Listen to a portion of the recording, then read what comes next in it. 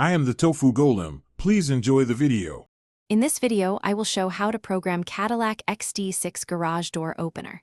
Start by parking the Cadillac near the garage and switching the ignition to accessory mode. Locate the home link buttons on the mirror or overhead console and clear any existing codes before programming.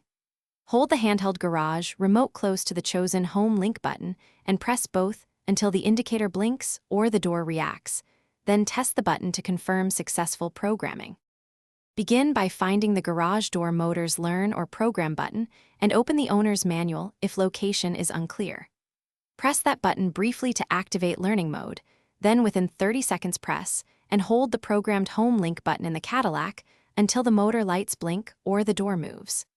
If the system uses rolling code, press the motor's button twice as instructed, then retest the home link button for reliable operation. Quick recommendation: if you like reading while waiting for repairs or watching instructional steps, consider the new Kindle Paperwhite for clear text and long battery life. I find its adjustable light and waterproof design handy when working in the garage, and the compact size fits on a shelf or center console. If you're finding this video helpful, please subscribe and like, and check the description for the link and other deals. Now let's get back to the video. Always prioritize safety by keeping hands and tools away from moving parts and by disconnecting power when servicing the opener. Replace weak remote batteries and clean contacts to improve signal strength, and ensure the Cadillac's software updates are applied if available.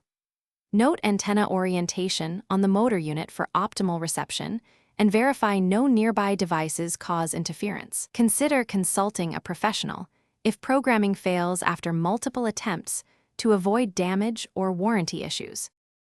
Thanks for watching. Consider subscribing if we helped you today.